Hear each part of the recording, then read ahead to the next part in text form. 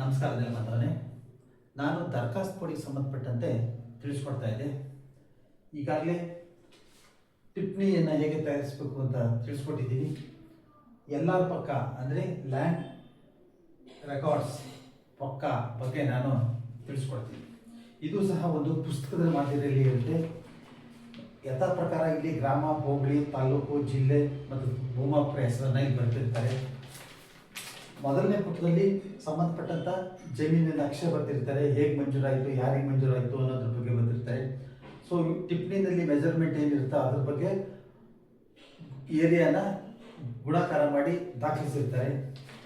ಎರಡನೇ ಪುಟದಲ್ಲಿ ಮೂಲ ಸರ್ವೆ ನಂಬರ್ನಲ್ಲಿ ಎಷ್ಟು ವಿಸ್ತೀರ್ಣ ಇತ್ತು, ಎಷ್ಟು ನಾವು ಬ್ಲಾಕ್ಗಳನ್ನ ನಾವು ಅಳತೆ ಮಾಡೋದು ಏನೋದ್ರ ಬಗ್ಗೆ ಅದರ ವಿಸ್ತೀರ್ಣವನ್ನು ಕಳೆದು ಸಂಬಂಧಪಟ್ಟ ವಿಸ್ತೀರ್ಣವನ್ನು ದಾಖಲಿಸಿರ್ತಾರೆ. ಸೊ ಇದರ ಪುಸ್ತಕವನ್ನು ನಾನು ನಿಮಗೆ ಈಗ ಎಕ್ಸ್ಪ್ಲೈನ್ ಮಾಡಿ. ಇದು ಪಕ್ಕ ಪುಸ್ತಕದ ನಕಲಾಗಿರುತ್ತೆ. ಸೊ ಇದರಲ್ಲಿ ಗ್ರಾಮ, ತಾಲೂಕು, ಜಿಲ್ಲೆ ಮತ್ತೆ ಅಳತೆ ದಿನಾಂಕ ಎಲ್ಲ ನಮೂದಿಸಿರ್ತಾರೆ. ಮೊದಲ ಕಾಲದಲ್ಲಿ ಚಾಲ್ತಾ ನಂಬರ್ 1 ಅಂದರೆ ನಾವು ಟಿಪ್ಪಣಿನಲ್ಲಿ ಅಳತೆ ಮಾಡ್ತಕ್ಕಂಥ ಸಮಯದಲ್ಲಿ ಚಾಲ್ತಾ ನಂಬರ್ ಅಂತ ಕೊಟ್ಟಿರ್ತೀವಿ. ಒಂದೊಂದು ಕಡತಲ್ಲಿ 1 ರಿಂದ 10 ಬ್ಲಾಕ್ ಇರ್ತವೆ, ಅವಾಗ 10 ಚಾಲ್ತಾ ನಂಬರ್ ಆಗುತ್ತೆ. ನಾವು ಈಗ ತೆಗೆದುಕೊಂಡಿರ್ತಕ್ಕಂಥ ಪ್ರಕರಣದಲ್ಲಿ ಒಂದೇ ಒಂದು ಬ್ಲಾಕ್ ಮಾತ್ರ ಇರುತ್ತೆ. ಹಾಗಾಗಿ ಬ್ಲಾಕ್ ನಂಬರ್ 1 ಇರುತ್ತೆ. ಸರ್ವೆ ನಂಬರ್ ನಾವು ದುರಸ್ತಿ ನಂತರ ಇಲ್ಲಿ ಒಂದು ಹೊಸ ಸರ್ವೆ ನಂಬರ್ ಬಿಡ್ತೀವಿ, ಅದು ಸರ್ವೆ ನಂಬರ್ ಇರುತ್ತದೆ. ನಾವು ಯಾವ ಸರ್ವೆ ನಂಬರ್ ಪೈಕಿ ಇದನ್ನ ಮಂಜೂರಿ ಆಗಿರೋ ಸರ್ವೆ ನಂಬರ್ ಬರ್ಬೇಕು. ಹೊಲದ ಹೆಸರು ಇರುತ್ತೆ. ಸರ್ಕಾರಿ ಅಥವಾ ಇನಾಮ್ ಜಮೀನು ಅನ್ನೋದಕ್ಕೆ ಸರ್ಕಾರಿ ಆಗುತ್ತೆ. ಭೂಮಿಯ ವರ್ಣ ಯಾವ ಬಣ್ಣ ಇರ್ತಕ್ಕಂಥದ್ದನ್ನು ಬರೀಬೇಕಾಗುತ್ತೆ. ವಹಿವಾಟಿನ ಪ್ರಕಾರ ಸಾಗು ಅಂತ ಬರೀತಾರೆ. ಯಾರು ಮಂಜೂರಾಗಿದೆ ಆ ಮಂಜೂರಿದಾರರ ಹೆಸರು ಬರೀಬೇಕಾಗುತ್ತೆ.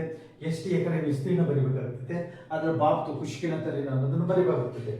ಮತ್ತೆ ನಾವು ಈಗಾಗಲೇ ಟಿಪ್ಪಣಿನಲ್ಲಿ ಅದು ಸಂಬಂಧಪಟ್ಟಂತ ಅಳತೆಗಳನ್ನ ದಾಖಲಿಸಿ ಮಾಡ್ತೀವಿ. ಅದನ್ನೇ ಯಾವುದೋ ಒಂದು 1:20 ನಿಗದಿತ ಸ್ಕೇಲ್ಗೆ ಇಲ್ಲಿ ನಾವು ಮಾಡ್ತೀವಿ. ನಂತರ ಇದರಲ್ಲಿ ಏರಿಯಾನ ಕಂಡುಹಿಡಿಯಬೇಕು ಅಂತಂದ್ರೆ ವಸಲಗಳು ಅಂದ್ರೆ ಬ್ಲಾಕ್ಗಳು ಮಾಡ್ಕೊತೀವಿ. ಎಷ್ಟು ವಸಲ ಮಾಡಿದೀವಿ, ಈ ಪ್ರಕರಣದಲ್ಲಿ ಒಂದೇ ಒಂದು ಬ್ಲಾಕ್ ಇರೋದ್ರಿಂದ ಏರಿಯಾನ ನಾವು ಕಂಡುಹಿಡಿದೀವಿ. ಹಾಗಾಗಿ ಈ ವಸಲ ಒಂದೇ ಇರುತ್ತೆ. ಇದಕ್ಕೆ ಸಂಬಂಧಪಟ್ಟಂತೆ ಏನು ಅಳತೆ ಆಯ್ತು ಏನರ ಬಗ್ಗೆ ವಿವರವನ್ನು ಬರೆದಿದ್ದಾರೆ. ಸಂಬಂಧಪಟ್ಟಂತ ಭೂಮಾಪಕರು ಇಲ್ಲಿ ಸಹಿ ಮಾಡಿದ್ದಾರೆ. ಇಲ್ಲಿ ನಾವು ವಿಸ್ತೀರ್ಣ ಕಂಡುಹಿಡಿಯೋದ್ರ ಬಗ್ಗೆ ಇಲ್ಲಿ ದಾಖಲಿಸಿ ಮಾಡಿದ್ದಾರೆ. ಇದರಲ್ಲಿ ಒಂದೇ ಬ್ಲಾಕ್ ಆಗಿರೋದ್ರಿಂದ ಚಾರ್ಟಾ ನಂಬರ್ 1 ಇರುತ್ತೆ. ಇಲ್ಲಿ ಆಕಾರ ಯಾವ ಶೇಪ್ ಇದೆ, ಇಲ್ಲಿ ನಾವು ವಿಸ್ತೀರ್ಣ ಕಂಡುಹಿಡಬೇಕಾದ್ರೆ ತ್ರಿಕೋಣ ಮತ್ತು ಚೌಕ ಮಾತ್ರ ಕಂಡುಹಿಡ್ತೀವಿ. ಇದು ಚೌಕಾಗಿರೋದ್ರಿಂದ ಚೌಕಾಕಾರ ಬರ್ದಿರ್ತೀವಿ.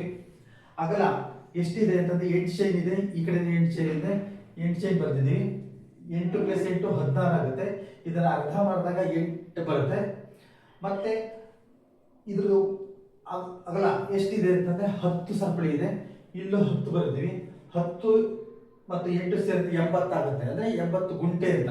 ಇಲ್ಲಿ 80 ಗುಂಟೆಗೆ 2 ಎಕರೆ ಆಗುತ್ತೆ. ಅದೇ 2 ಎಕರೆನ ಇಲ್ಲಿ ದಾಖಲಿಸ್ತಾ ಇದ್ದೀವಿ. ಸೊ ಇದನ್ನ 80 ಗುಂಟೆನ ನಾವು ಇಯರ್ಸ್ ನಲ್ಲಿ ಲೆಕ್ಕ ಹಾಕಿದಾಗ 81 ಇಯರ್ಸ್ ಆಗುತ್ತೆ. ಸೊ ಇದರಲ್ಲಿ ಯಾವುದೇ ಖರಾಬ್ ಇದ್ರೆ ಇಲ್ಲಿ ದಾಖಲೆ ಮಾಡ್ಬೇಕಾಗ್ತದೆ. ಈ ಪ್ರಕರಣದಲ್ಲಿ ಯಾವುದೇ ಖರಾಬ್ ಇರೋದ್ರಿಂದ ಇಲ್ಲಿ ಏನನ್ನು ದಾಖಲೆ ಮಾಡಿರುವುದಿಲ್ಲ. ಸೊ ನೆಲಮಾಪನಕ್ಕೆ ಸಂಬಂಧಪಟ್ಟಂತ ಎಲ್ಲ ವಿಡಿಯೋಗಳು ಫೇಸ್ಬುಕ್, ಇನ್ಸ್ಟಾಗ್ರಾಮ್, ಯೂಟ್ಯೂಬ್ನಲ್ಲಿ ಲಭ್ಯವಿದ್ದು ತಾವು ನೆಲಮಾಪನ ಎಂದು ಸಬ್ಸ್ಕ್ರೈಬ್ ಆಗಿ ವೀಕ್ಷಿಸಬಹುದಾಗಿದೆ. ನಾಳಿನ ಸಂಚಿಕೆಯಲ್ಲಿ ಚಾಲ್ತಾ ನಂಬರ್ 2 ಅಂದ್ರೆ ಮೂಲ ಸರ್ವೆ ನಂಬರ್ ಎಷ್ಟಿತ್ತು, ನಾವು ಪೋಡಿ ಮಾಡತಕ್ಕಂಥ ಸಂಬಂಧದಲ್ಲಿ ಎಲ್ಲಾ ಚಾಲ್ತಾಗಳನ್ನು ಅಷ್ಟು ಸೇರಿದಾಗ ಎಷ್ಟು ವಿಸ್ತೀರ್ಣ ನಾವು ಇದರಲ್ಲಿ ಕಳೆದ್ವಿ ಅನ್ನೋದ್ರ ಬಗ್ಗೆ ನಾನು ಸಂಪೂರ್ಣವಾಗಿ ತಿಳಿಸ್ಕೊಡ್ತೀನಿ. ನಮಸ್ಕಾರ.